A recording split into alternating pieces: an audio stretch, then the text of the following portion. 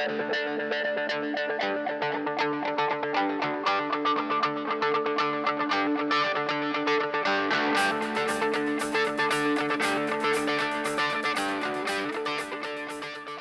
folks, today we're taking a look at an abstract game called Diam.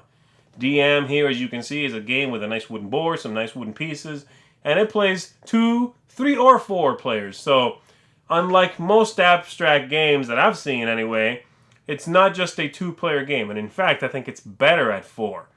So I'm going to show you that in the overview while telling you the differences as well. So let's take a look at it, and then I'll tell you what I think of this one.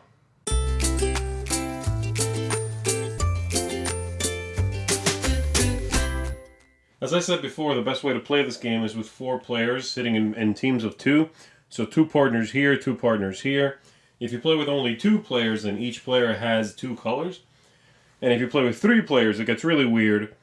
And you have one player with 2 colors, then each other player playing together, and the player with 2 colors plays twice as often. It's bizarre, but this is the best way to do it on teams of 2. So, put the board out, give each player 4 pawns of their color, and you are ready to go. The idea of the game, the way you win the game, is by getting 2 pieces of your own color, or your partner's color in this case, across from each other on the board. This is not a space in which we play anything. It's just these spaces on the outside, and at the same height.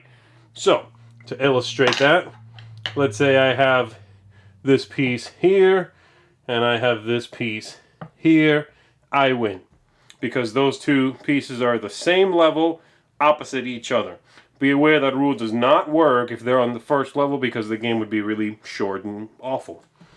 And so, on your turn, you do one of 2 things. You either play a new piece, and then this player could play a new piece, and then this player could play a new piece. They could even play on top of another piece that's already there.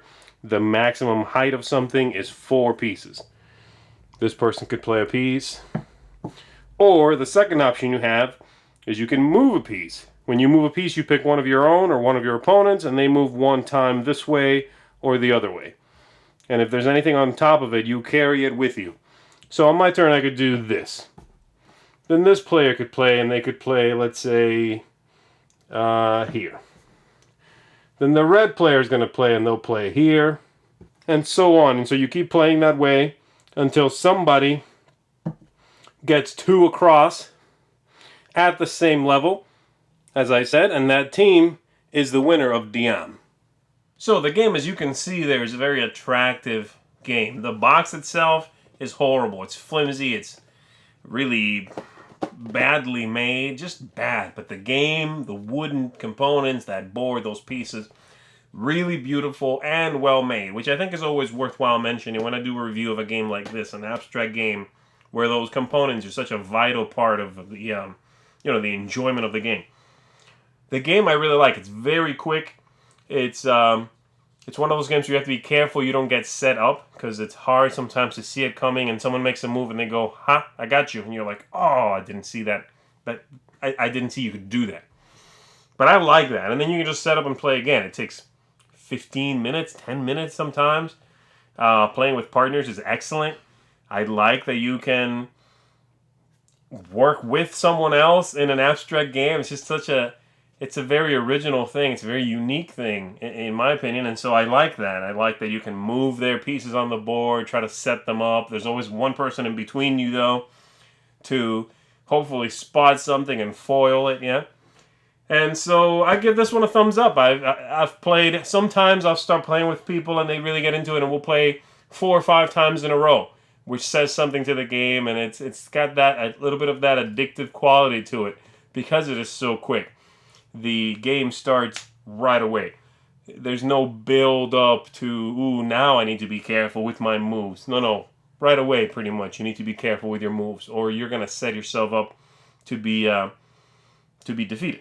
And so, Diam, good stuff. I really enjoy it. Very beautiful game. If you like abstracts, especially if you want to try them in partnerships with 4 players, check this one out. Thanks so much for watching the Dice Tower videos. Find more great videos and reviews, as well as our top-rated audio podcast at Dicetower.com. You can also find other great shows at Dicetowernetwork.com. I'm Eric Summerer, and you've been watching The Dice Tower. The Dice Tower is sponsored by Cool Stuff Inc., where you can find great games for great prices. Cool stuff in stock. Check them out at coolstuffinc.com.